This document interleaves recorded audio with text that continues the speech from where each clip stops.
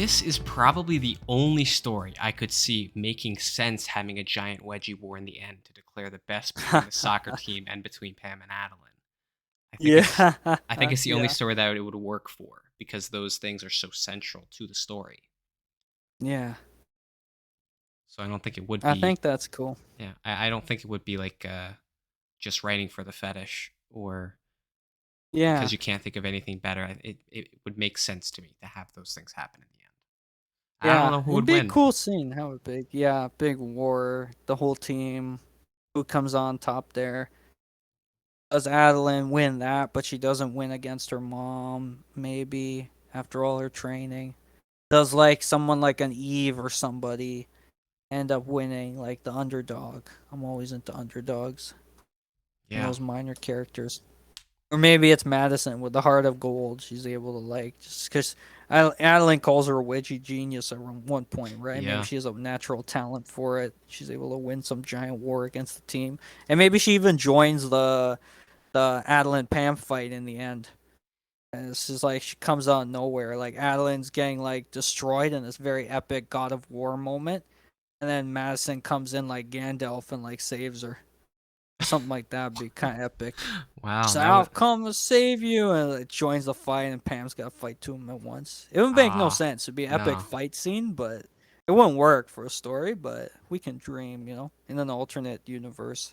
Yeah, If it that's was one of those like anthologies, everybody like different styles take on mhm. Sword Winner, that would be the epic anime fight like version of Sword Winner.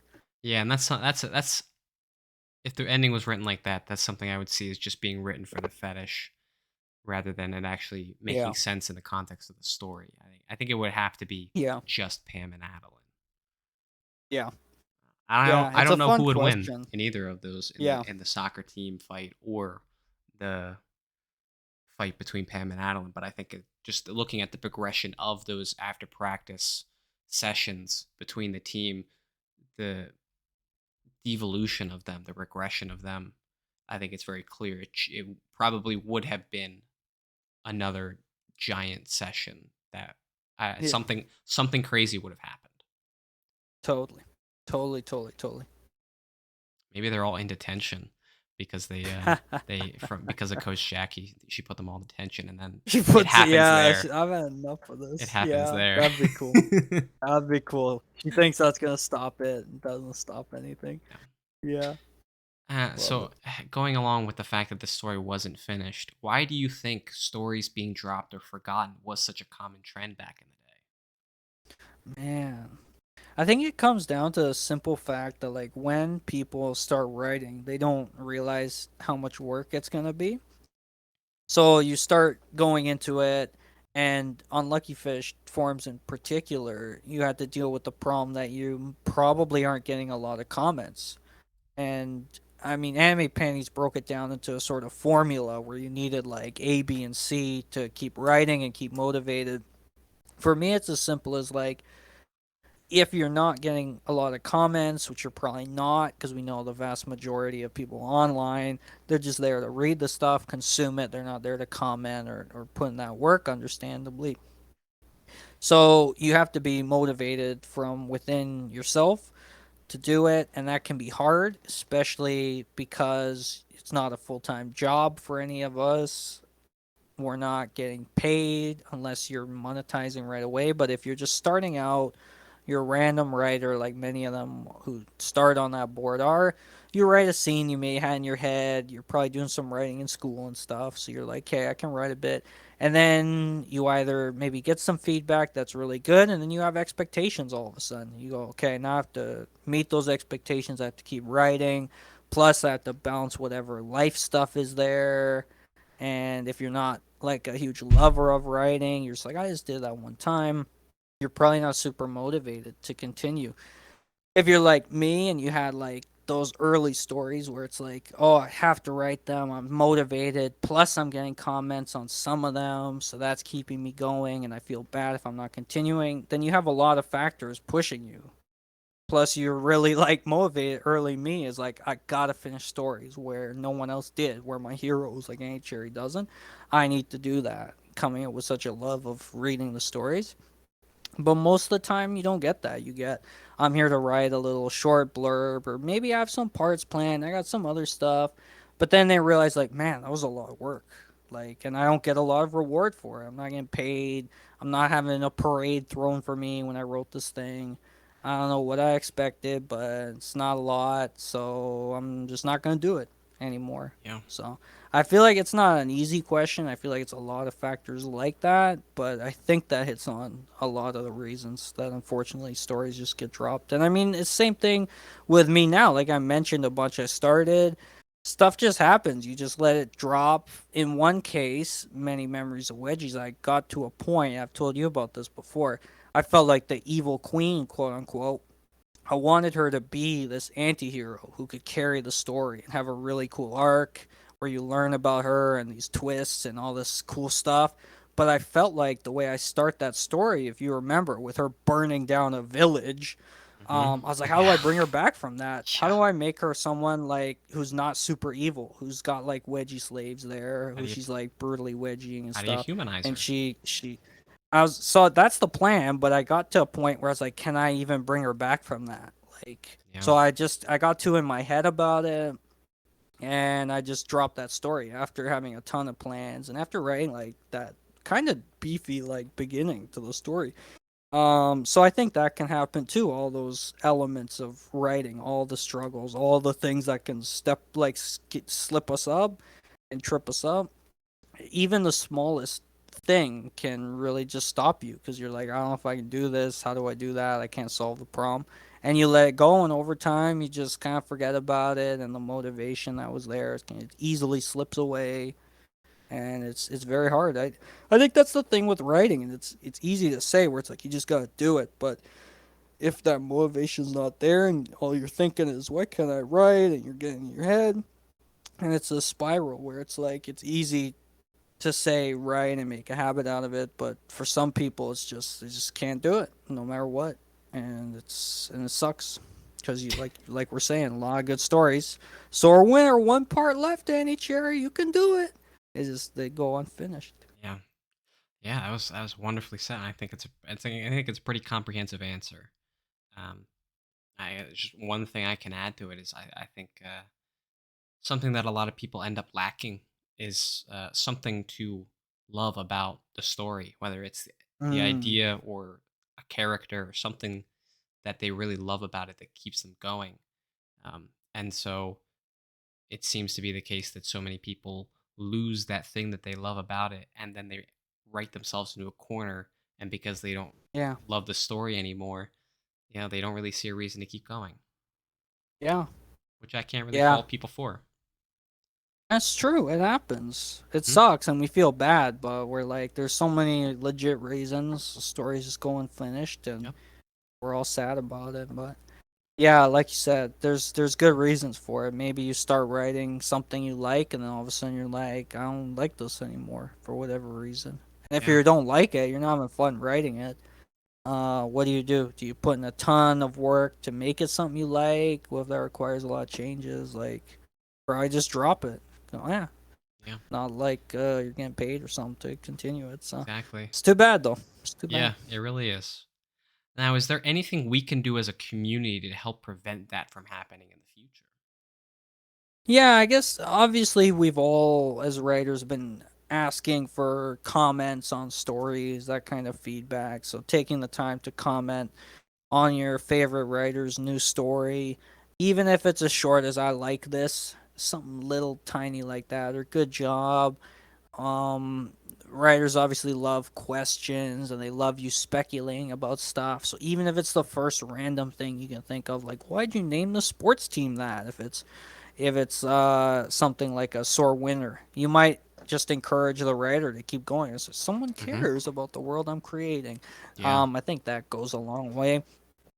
I think also as a community, it helps to do things like contests, to do posts about how to write, just to give people some encouragement, sharing your own advice about how you get over things like a lack of motivation, or maybe if you're struggling with a story. I think that's another one of the values of your podcast because you have a resource for writers in the community to look at and go, oh, this is good insights for me and the place I'm at with my writing. That Nufatora or that Hans Gutherson, they spoke to something I'm feeling, and now I'm motivated. So, the more I think positivity and encouragement and tips we can put out, the more hopefully it's received, and we get more writing coming up. Yeah. Yeah, that actually brings to mind something I want to run by you after this. Woohoo! Yeah, that's really just encouragement, I think, is what it comes down to. You have to, if you encourage people, and encouragement doesn't necessarily, I don't think that encouragement necessarily means only positive feedback. Um, True. Encouragement can come in the form of constructive criticism Yeah, because you're that's challenging the great. writer. If they actually care about writing, you give them constructive feedback. You're challenging them to do better. Yeah. It's true, and that's how you grow. And if the writer's like a young Hans Gutherson, they'll get pissed and they'll go, "How dare you question me? I'm so good," and they get very sensitive and offended. But once you grow out of that, you can really learn a lot from constructive criticism, and it means a lot to writers. Even so, if you do, anybody who's commented, maybe you're discouraged because a writer didn't take it that well. Just know that eventually they're gonna really come to appreciate that, and they're gonna crave it. So the more you can give constructive feedback whenever possible, is great. It's really helpful as long as you're doing it in a very constructive way, and even if you send them a note privately, if you don't want that posted everywhere, it's probably for the best. And you can start the fun thing, the cool thing about this community is you can start friendship with the writers. Like we're not Yeah, like you did with like AP. on some weird pedestal or anything. Like we're all here together. If you reach out to me and you say, "Hey, what about this?" Like I'm gonna talk to you and we're gonna become friends and you're gonna be on the podcast with me enough. Like simple as that, Exactly. pretty Yeah, much. that's exactly why I Um, end every podcast by saying, if you'd like to come on, just let me know. yeah, yeah, I'm on. It's easy. Yeah. So all of that what you hit on, I think you summed it up really well. Yeah. Now, to bring it into even more broad questions, what are some of the greatest strengths of this story? Yeah, good question. And I can feel us getting closer in my digression. That might be the next question I can hit on that. I We're think almost the there. strengths are uh friendship, as we mentioned, between Adeline and Madison. I really like that. Obviously, the creativity of the wedgies, and I think a good third one is Pam's relationship with Adeline. I think those three, as we mentioned, it's problematic, some of these relationships, but seeing a mother and a daughter in a relatively healthy relationship, like it's not like she's a bad mother character like many of the mothers in my stories are, weirdly. I don't know what that's about. Or someone who's just like totally absent, like in most stories where it's like, where's the parents? Where's the Yeah. parental figures? Sorwinter doesn't lack that. Like a Luckily Unlucky does. It's like, where's literally every adult ever? There is one They're time that the not around. mother's brought up in That's Luckily right. You do see Unlucky. a mother early on in Luckily Yeah. Unlucky, and there's a wedgie mention And right in the Jen's mom beginning, as and I don't well. think we see her again. She comes home Yes, early. yeah, And I think those are good we do moms. see them But yeah. briefly. Yeah, we do see them very briefly. So you're right. Yeah. That's a very good example. So I think those three are probably I think the strongest elements of the story. Hmm. Yeah, when I was trying to think of ones for this question, I thought it's probably impossible to pinpoint just one. And I thought of another one while we were talking now. But Nice. one that really sticks out to me is, despite the given time frame of 1 week, Anthony Cherry has Yeah. so much happen, yet he doesn't bog down the story at all or make it feel bloated.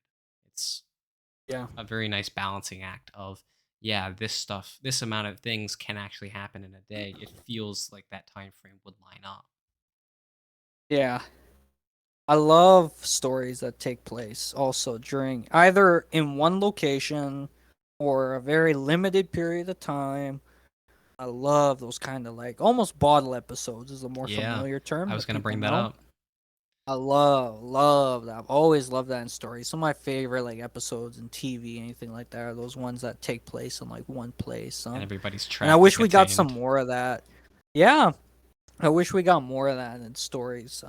Just in general, we don't get a ton of it in Wedgie stories. Obviously, like the short stories that are in one spot at the end, but that's not what I'm talking about. I'm talking about like longer stories with some Yeah. depth.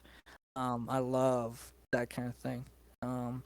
But yeah, so when you mentioned it all takes place in a week, and as I was reading through it, I was like looking, I was like, really, this is all happening one day after another. But Yeah. it gives it like an urgency, it gives it a tightness. It's not Mm-hmm. to a point where you're like, wow, for a year she's training for this wedgie war. Like, what is Yeah. this? Like, it never has that sort of moment where you're like, what? This is not like this would never happen. Like, there's that Yeah. thread of realism that I think it Yeah. gains from being set Ooh. in realistic places and realistic time frame generally and things happening. I think that strengthens the story. Definitely. I really like that description there, the threat of realism. That was fantastic. Another strength that I see is his titles Yeah, of his stories, and yeah, especially this one, as you pointed out, they fantastically encapsulate the essences of his stories. Yet yeah, he never says the words in the story. He never says those title words in the stories. I love it's like music. I love when music is like that. The title is yeah, never said in the song. And, like yeah. that's a big reason why I love like electronic music a lot, because there's no lyrics most of the time, and it's Yeah, at least because I've done a pretty decent amount of music myself.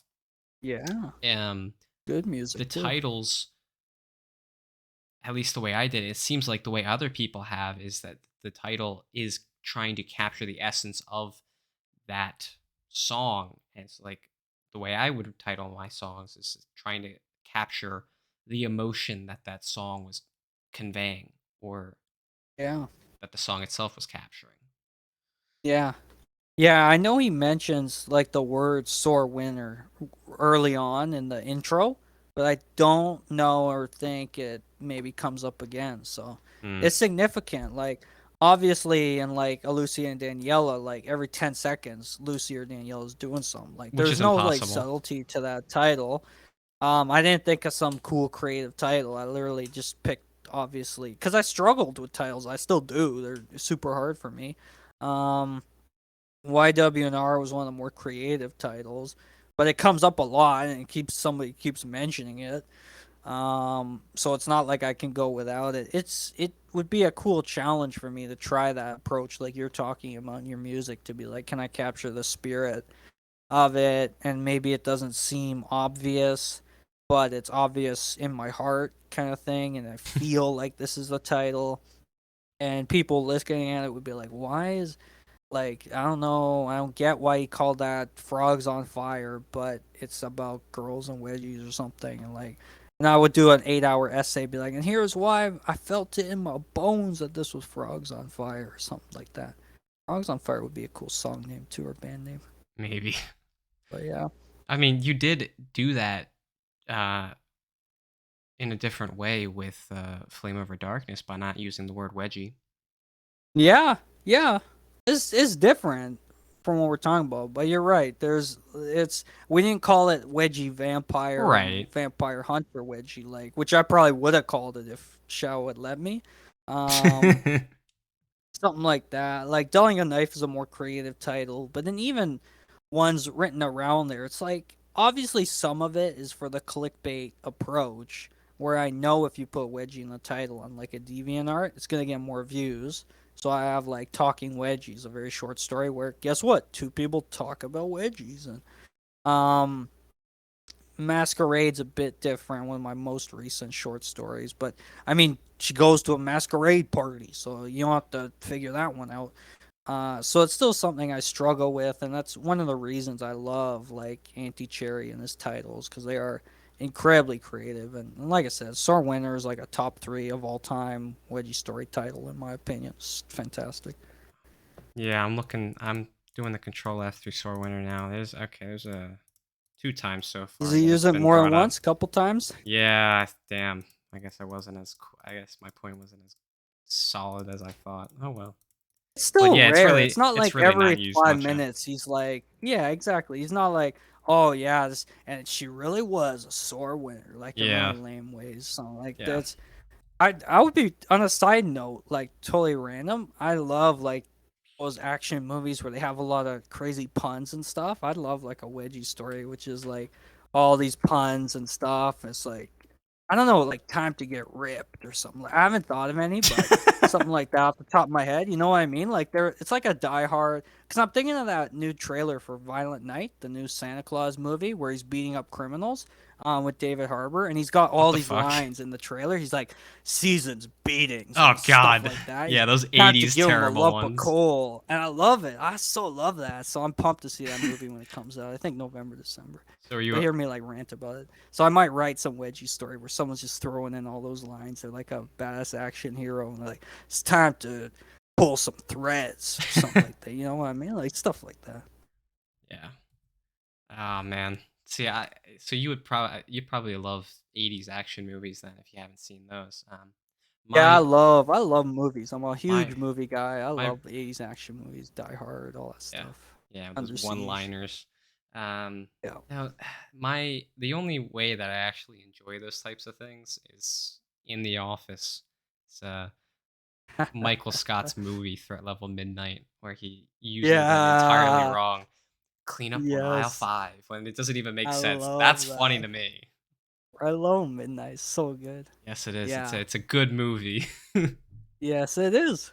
It is. Oh, in the moment when he realizes like it's bad, he's so depressed, and then he like has fun just watching it because of the dance. Yeah, Yeah, yeah, that hit hard. That hit hard. Yeah, we yeah.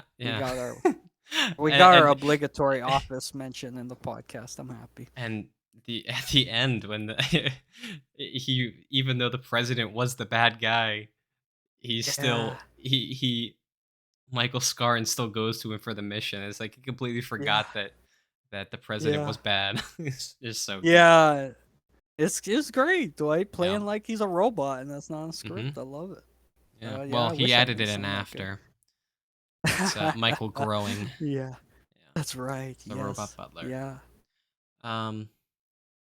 Yeah. So and as a little thing for if anybody remembers this from season 2, where Michael Chang, his sidekick was originally called Dwight, and he forgot to take out the one Dwigged. He misspelled Dwight, but Oh man. so those are the strengths. And so, Yeah. what would you say are the weaknesses, if there are any? Yeah, so here's where my digression fits too perfectly. So I'll start with that. So, can we talk about Wedgie Fish literature's problem with sports stories?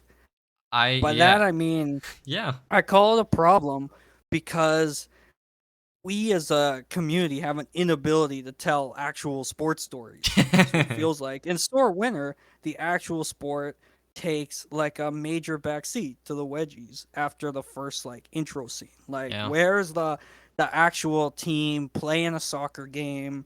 We get brief snippets of stuff like in the very beginning just to set up the character of Annie, who's a rival who we never see again. We yeah, never see his rival. I mean, where are the familiar sports tropes that you would expect from a sports story? The rival who they're trying to compete against, they're training to beat them in the big match. Where's the actual games and some play by plays? None of that. Sore Winner's got none of it at all. And I mean, Sore Winner's not like an exception to any rule here. The rule in wedgie stories is sports always takes the backseat to the wedgies. Karate friends, like we mentioned, a little bit of karate training, then it's wedgies all day long. And the karate takes such a backseat that these proficient fighters get beat and can't fight when a wedgie happens. And then they don't even have karate later on. And I mean, there's so many. It's mm-hmm. interesting to think like soccer, as a digression from my digression, has a place in Lucky Fish forums and wedgie fish literature like significantly, and I think partly where this story maybe starts from is on the old Wedgie Girls website in the fictional stories preview. You know, you had the true story preview and the fictional story preview. The fictional story was about a soccer team initiation, where was oh not really initiation, but the a ritual that happens where a character gets a really hard wedgie and they end up winning a game. Again, we don't see the game, we don't get any play by play. We just learn they won.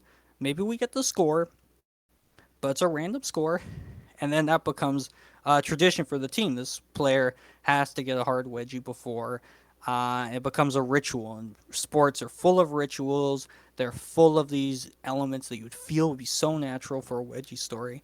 But so obviously that story has a significance in that it's one of the few stories to get an adaptation in the community. In 2018, we get the audio story "Soccer Tradition," the Soccer Tradition by Jack Footed, and you can find that on Lucky Fish forums. And the same thing in the original story and the adaptation, soccer players give someone gets a wedgie, and then that becomes a ritual. They have to give it to them as their lucky charm. So, and we get a lot of other soccer stories on Lucky Fish forums. We get Soccer versus Volleyball by Ashley, written a couple years later than like Sore Winner.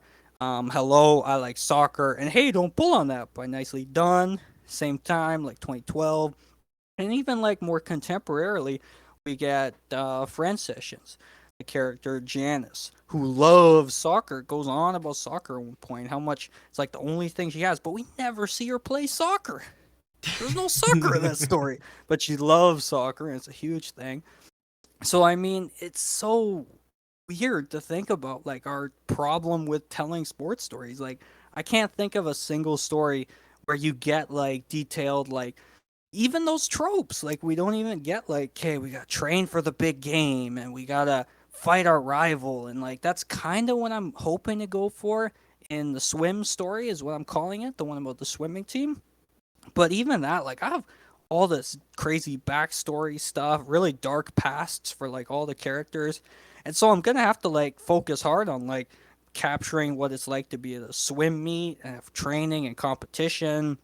I have the obligatory scene where like the rivals come up to them and start mocking them, and because that never happens in real life in the sports competitions I've been in, very Yeah. few because I'm not a sporty guy.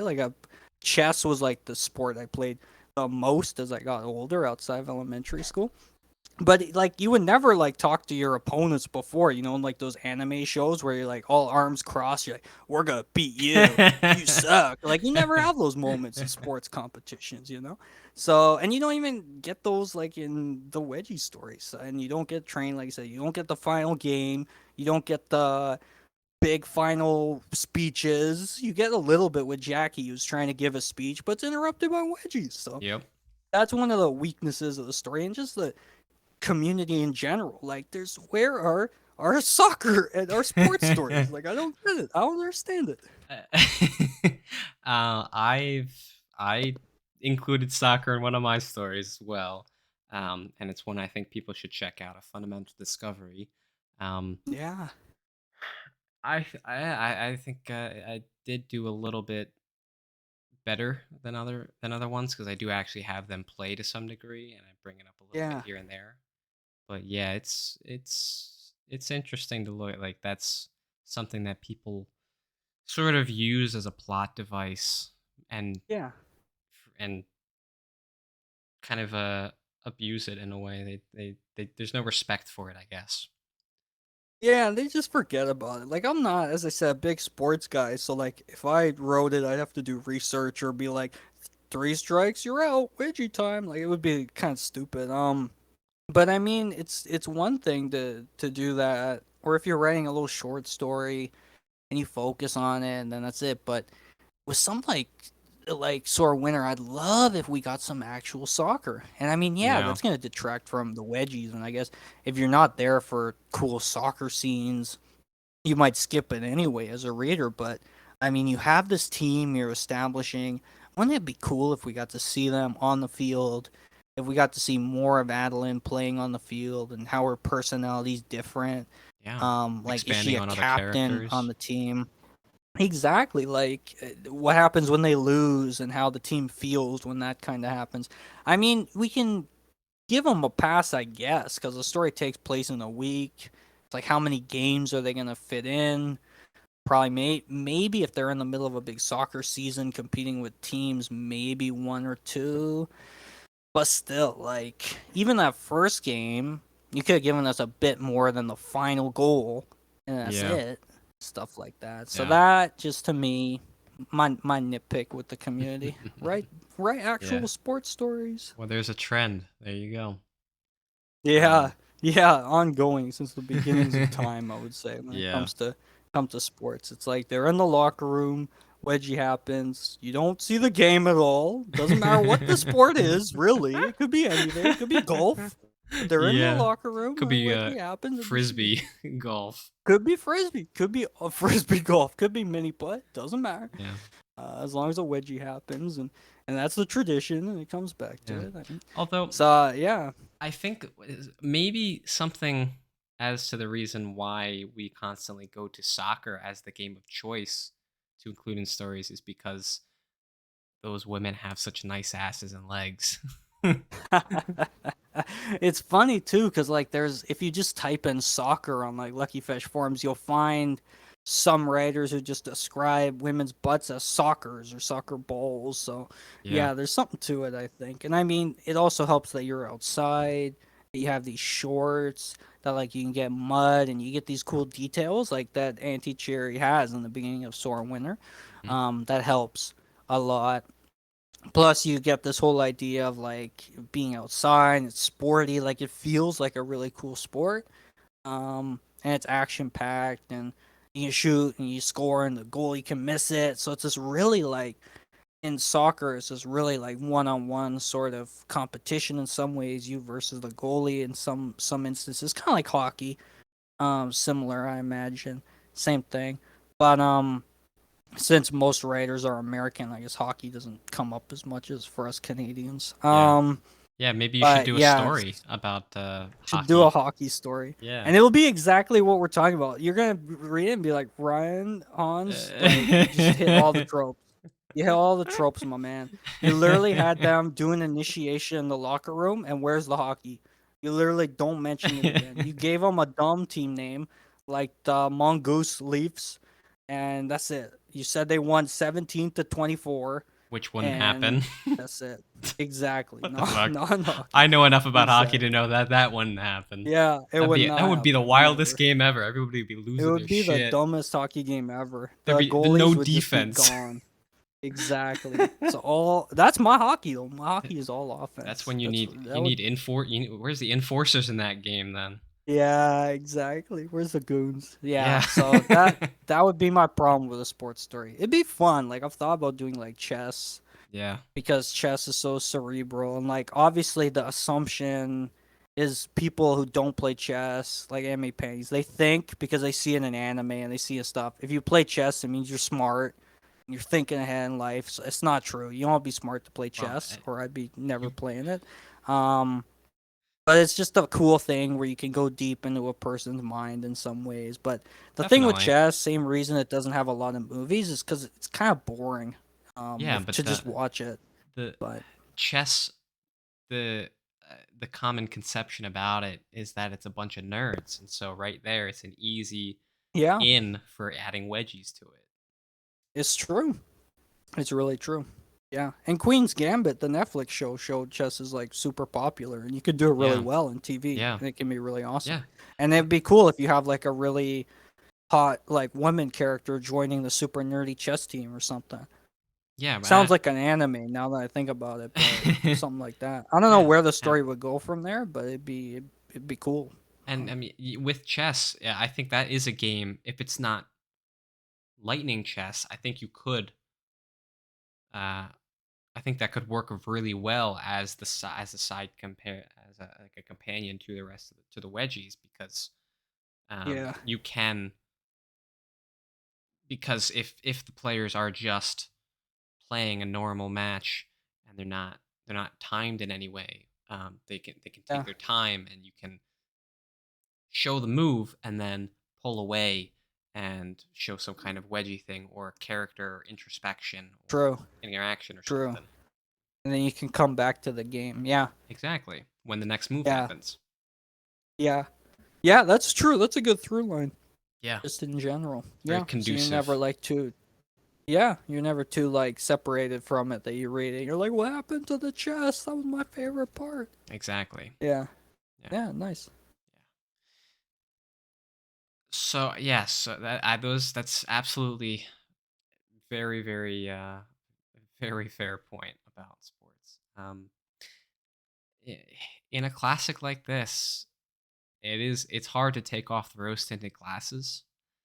Mm. Um, one of the only things that comes to mind for me, and like I had to actually read through the story again for it to come to mind, is that there doesn't seem to be as much focus on an overarching story Yep. as It's Luckily true. Unlucky does. It's true. Instead, it feels a lot more episodic. Yep. And I'm not even sure that's a negative because it's the same way that you and Shadow did for Dueling a Knife and Flame of Our Darkness. Yet both of those Yeah. novels are Pretty much. incredible in their own Yeah. ways, and the overarching plot versus episodic plot feeds into giving them separate identities. So I'm not entirely sure if that's a negative or not. Yeah. It's a good point though. It does feel like that. Like we have a main point of like Adeline has to win this war. So then everything she does is just like a series of wedgies to feed on that. It's not unfamiliar structure for us fetishists. It's like you're just gonna keep giving us different wedgie scenes. You're gonna build on the ones that happen. I mean, Lucy and Daniela's kind of same thing. Like the core is Lucy and Daniela's relationship and them changing, but to get there, it's just a series of escalating wedgies and different things that happen. Is one way to look at the story. Is Yeah. very episodic, and I think a lot of the stories if you look at them, you can break them down by just the wedgies that happen. An escalating series of wedgies usually is how it goes. I think that's a boring way to look at it. And I feel like Lucy and Daniela is so far from just a series of wedgies increasing. And Yeah, I it's was taking a very and deconstructivist yeah, perspective or and whatever, and but yeah, I it's, wouldn't call you're it right. episodic either. It feels like a very Yeah, cohesive overarching plot. good. I'm glad. You know, Yeah. maybe an actual one that I can think of. This is kind of where I thought your digression might make sense. Is when it comes to the wedgie war, Adeline starts in order to meet up with her mom near the end. The realism very present in the story feels like it slips away. Yeah, Yeah. the after practice sessions feel like it could happen in that universe because of the way Auntie Cherry sets them up as this very Yeah. team dynamic sort of thing, very naturalistic. But this one seems to stretch my suspension of disbelief a little too far. It's a Sure. pun half intended. Yeah. I think that's yeah. It happens in this story. It isn't hard for us to read it and see this team, especially when you're me and you're like, where's the actual soccer? Why aren't they playing actual soccer at any point? To sort of slip out of that and lose and be able to say like, hey, I can't suspend my disbelief like any further Yeah, in the story. Like, and we hit on that in a couple points, especially the Pam and Adeline relationship and moments where you're like, there's a way to tell this yeah, story, I think, where they don't go like as extreme in some of the word choices and wedgie choices, I suppose, too. It might be a less interesting story or not maybe less interesting, but less like brutal. And for some of us, you want that brutal, like, wow, now she's ripping her thong and now she's like trying to break her daughter and it's very hot. But there's probably a way to do that where you stick to like a greater degree of realism, perhaps, maybe. yeah, yeah. And the funny thing is, with that last big wedgie war between the team, that's coming off of a game that they just lost. So Yeah. that feeds into your Yes. point. Yeah. So you get that. You get it as like the catalyst. You get it as like a as you pointed out, a plot device. It's like, oh, they Yeah, lost a game. Wedgies need to happen. They won a game. Wedgies need to happen. yeah. It's It's purely like there to move the it plot along. exactly. And it's a little disappointing. I mean, Yeah, you could argue, would it be different if you show the whole game? and you had all the action and you had play by plays and you had all this. Would it matter because at the end of the game, one way or another, like someone's gonna give or get a wedgie? I guess that's an argument you can make. I would go back to what you were saying. That's just like you could develop the characters through the game. Exactly. Plus, it's just so rare to see it. It would be a cool and interesting thing to do because we don't Yeah. see sports and sports wedgie stories. Yeah. They're not a thing. Yeah. So And it, it'd be if you cool. wanted to engage the community as a whole, you could have like little natural wedgies happen and they pick them out Yeah, awesome. unconsciously, or a wedgie fight breaks out because tensions Yes, are growing high I love that. during the Yeah, game. But yeah, yeah, it that'd be it's cool. That'd be really cool if like just because maybe the team's starting to fall apart and so our winner and you see like you said it's all in the locker room away from adults but they can't contain it, somebody snaps on the field, like what would that say about the team status and the character's mindset? Like that to me is powerful potential. yeah, definitely. So looking at the time period when it came out, and for a while after, the stories during that time were written pretty much entirely to get off to. Sure. Though this has shifted majorly in the years since to a focus on actual story. So, despite that, why do you think we keep coming back to these old stories and hold them to such a high regard? Yeah, it won't surprise you my answer because I'm gonna say how influential they were. They obviously set a bar and were historically or and are historically relevant because from them the school of realism starts, and this idea that stories can be realistic and entertaining and tell an actual story, that didn't just come from anywhere. That came from Annie Cherry. That came from Nicely Done. That came from Cosby Rerun. We do that because of them. Directly related to the stuff they were doing with characters, with psychological realism, with fun and explore dynamics between characters, not just I'm going to give my daughter a wedgie. It's I want to bond with my daughter and my daughter wants to one up me because of her personality, and so we're going to go back and forth and we're going to go to extreme lengths. Like all of those details come from the approaches these writers took. And so when we see a sore winner as popular as it is, it's easy for us to look at it and say, I remember reading that many times, and obviously many others did. So I'm going to do something similar, both because it resonated, because I know others like it, and just for the idea like you want to write what you like and know. So I feel like a lot of the writing I do is inspired by a lot of these people directly from them, and obviously Hmm. the reading I've done extensively outside of the community, Stephen King especially, but Yeah, I wouldn't be doing any of this if it wasn't for those early stories. So I try to hold them in high regard, and I suppose you could look at it almost like a veneration. If you're me, you want to keep highlighting the past because you don't want it to be forgotten, because I don't want myself to be forgotten, which is a big reason I write, to get some of that like immortal status. But I've never seen anyone be like Hans Gutherson. He's the best. He's up there with A Cherry. I don't know if it's because I'm still too active and people are like, don't give him his roses till he's dead or whatever.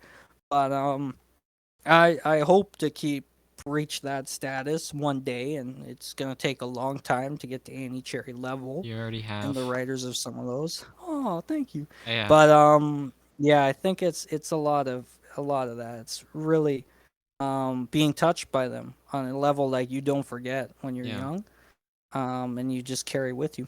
yeah. So, sort of seeking that validation. Then Yeah, that's that's a nice. huge reason I write because I got a hole in myself and I need it to be filled. And Yeah. writing and getting that external validation is at this point because I'm not mature enough to be like, no, Hans, you good guy, you're good enough. It's like I need other people to tell me that, and I need it a lot. If I don't get it, if I see somebody else getting it, I go in dark Hans mode. I get all jealous. I go, how do I destroy them? It's crazy. Yeah. Something I thought of that might be at least a big part of why we do hold these stories in such high regard is that despite the fact that this community is here to get off, it seems like we're constantly striving to find meaning and value in this fetish beyond masturbation. I love that Yeah. we do this, and I'm wondering how much of that pursuit is positive or negative. And I think Yeah. I'm curious Wow. if you can decipher any aspect of why we try to find meaning and purpose in this sexual interest. Yeah, I can speak to this at great length. We'll need a whole other podcast episode, but to try and give you like the rundown of it, for people like me, it's exactly for the reason that the question exists. That's a terrible way of phrasing what is basically the answer is. We want to give it meaning because we want it to mean something. We have this fetish. We're different from everyone else. We're outsiders. We see normal vanilla people and we go, we're not like them. We have an interest that sets us apart. We're scared to open up many times until we get to a point where we're more comfortable, but that can take a while. You get people like Anime Panties who can't even say the word He's grown wedgie, around and to it. that's he's getting there. He's getting there big time. Um, but he's not alone in that. Many others like him.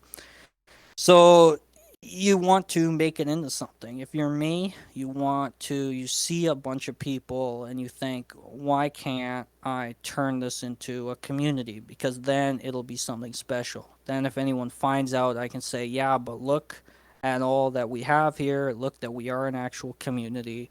We're legit. Look, I got 300,000 views on my story. I should be making millions of bucks, not getting laughed at. That kind of stuff. Um, and I think to your excellent question of is it positive or negative, there's people like me who take it too seriously, arguably, who say, yeah, we need to start a podcast and we need to talk about this stuff and we need to normalize discussing all this and talking about how it begins and inspiring a trend of podcasters to topical other topics and research every element of it. There's other people saying no, like we shouldn't have this fetish. We should be doing whatever we can to get rid of it, to be normal. And I mean, that's a kind of depressing way to live. And I mean, we have this. You could. I don't know if I'd ever say we have it for a reason. I don't know if that's accurate. Other than like scientifically, we have some hypotheses of why fetishes start. But I guess some people will probably say we have it for like a preordained reason. And if so, if you believe that, great. But I feel like we have to make the best out of this, and so we have to try to create meaning to it, and we have to say we have a family, a community, and all that entails, and we have to respect it, and we need to encourage others to write and not feel alone. So I feel like that's a major part of it, and I think the more we can do any of that and think critically about it and build it into something, I think the better it's going to be for the future fetishists joining us. So they don't come up and they're like, I'm so sad and scared and no one's here to support me. Like, that's the nightmare for me. Definitely. And I don't think there is a true answer to this question. I think it's No, one of those philosophical questions totally. is that pertains to this fetish. Yeah. Um, and so thinking about that in a way, we are two of the philosophers of the community. Yes. I love philosophy in general, and I love that slowly making its way into the community. It feels like, in some ways, with Yeah, questions like that, and yeah, people like Anime Panties who's preoccupied with discussions like that one. I think it's wonderful. yeah. We're trying to understand, and I think so many people are, but Yeah.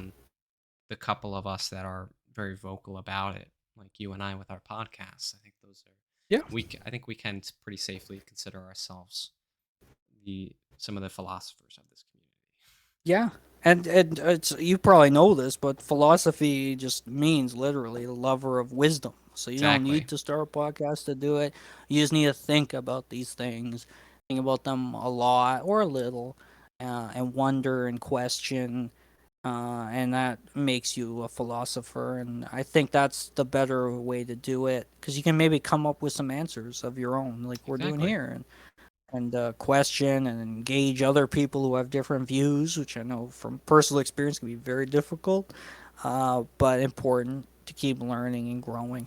Mm. You'll definitely like one of the views that's brought up in a coming episode then. Hey, love it. Yeah, this is one of those many questions about this fetish that I don't see an answer ever coming about. Just like in Yeah. the hundreds or thousands of years that the question of the meaning of life has been discussed, there's never been an actual answer.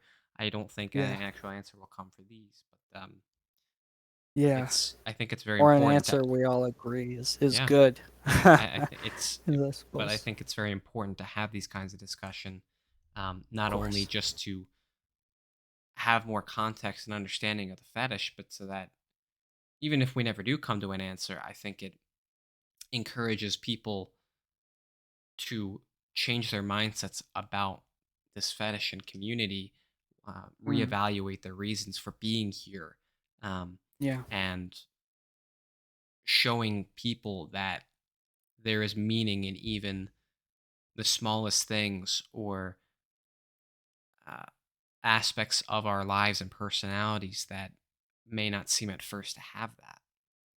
Yeah. I love that. Beautiful. Beautifully said.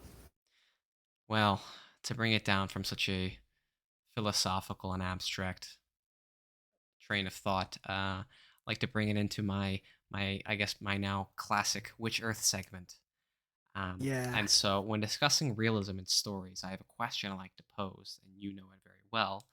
Out of the four Earths I'm about to describe, which do you believe Sore Winter falls under? Realistic Earth, where Mm, Earth is normal as we live it every day. Alternate Earth, where Earth has changed to some degree, mainly focusing on wedgies. Idealistic Earth, where Earth has changed to fit the desires of the wedgie community or some aspect of it, depending on the writer. Or Fantastical Earth, where Earth has changed to be unrecognizable, like Lord of the Rings and Dungeons and Dragons. And it can also be a mix yeah. of those four, changing between them throughout the story, or be none at all and be something entirely different. Yeah. Imagine if someone found a fifth secret option of the Earth. I'm not there yet, but with this one, I think Anti Cherry fits in to this place of idealistic Earth and all his stories. Um, in Sore Winter, we especially see, as we broke down in great detail, examples like the Pam and Lynn relationship. Obviously, even their wedgie war to begin with, beyond maybe some of the first instances. Realistically, I don't think anyone would say, "Yeah, that's normal." Yeah, that would happen. Like the mother and daughter are gonna have that intense kind of wedgie fight, and it's gonna go on for more than one, maybe two wedgies at some point, as a fun little prank. Um, and then obviously the soccer team's preoccupation with wedgies and how intense they get in some of those scenes.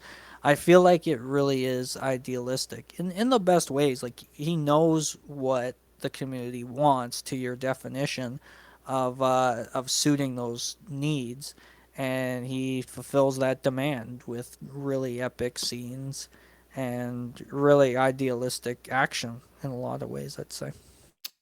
Absolutely, I completely agree. And I do want to say that Nice. there's no secret fifth. If there is another Earth, it's just because I haven't figured it out and defined it. And so, anybody Mm, listening, anybody who comes on the podcast, including you, Hans, if you come up with a different way to classify the realism, there's nothing concrete or set in stone about this. It can change, and it has nice. since I first put it down. Nice. But yeah, I definitely think it's idealistic Earth. Absolutely, for everything that you just said. Awesome. Awesome. So now that we've discussed both, gun to your head and you had to choose luckily, unlucky, or sore winner. Wow. Probably luckily unlucky still. I like that story a lot. Yeah. And if you want to know why, listen to the past podcast episode. Yeah. This one will come out a couple weeks later. So, um, but yeah, listen to that one as well. Listen to all the episodes. But All of them. I Every single agree. one. I agree. I think it's the same reason why there's just that little bit extra views on that on luckily unlucky versus sore winner. But Yeah. they both have their strengths that and weaknesses compared to each other. But yeah, there's just that little bit extra. Although, if it wasn't for Sore Winner, we wouldn't see Jen and Sarah outside giving each other wedgies. So uh, True, true. there's There's a there's some power in things that, that push it certainly. above. I guess there's some things in each that push them above each other. Yeah, and that's the ideal. If you have two stories, you're super well known for it. It's good. Like, there's no like, oh, this he wrote one story and it sucked. How do you do that, any cherry? He Yeah. wrote like they're both very, very strong stories, Yes. very different. From the nuanced details we were able to pick out to obviously the obvious like plot details and things like they're very significantly different. I think it's great. Yeah. Absolutely. And so, to bring this to a close, is there anything else that you would like to discuss with this story, or anything else in general? We hit on my digressions. I think all my rants were shared, which is wonderful. I Yeah. love to ramble, as you know, when I'm So do allowed I. to. Um, I think that's it. I think we hit on a lot. As always, Auntie Cherry is a great hero to me. I have that interview on my DA page if you want to learn a bit more about him. Highly always recommend you read through his catalog of stories. Not a lot there, but all of them are very, very good bangers. I Yes. highly recommend all. Yeah, they're all powerhouses in their own right. Mm-hmm. So his Definitely. catalog is not very large, but what is there is almost required reading at this point. Yeah, it is. I'd say it's required reading. Yeah, he's a giant in the Yeah, community. absolutely. Is there anything that you'd like to promote? Still working away on some secret stuff. Hopefully, after this, I'm encouraged to get back into some of those projects I mentioned, so I don't pull a sore winner. It's gonna be a meme now. And end stuff before it's done. But thankfully, there's nothing I have that's that far along that's not done yet that I'm not working on. So just stay tuned, I suppose. Yeah, and I'll keep saying it until I put it out. But I got something special in the works for this podcast, so keep an eye out for that. Hey, Um, can't wait. yeah. Well, so ends another amazing discussion with Hans Gutherson. Thank you so much for coming on. So glad you keep having me on. I'll just keep coming back. You can't Yeah, stop me. yeah, and I won't stop you. There's no reason Yay. to. If there are any topics, stories, ideas, etc., you'd like to hear me discuss, or if you'd like to come on for an episode, leave a comment or send me a message on DeviantArt or Lucky Fetish as New Fedora. Thank you for listening, and I'll see you on the next episode of the Best Book Club.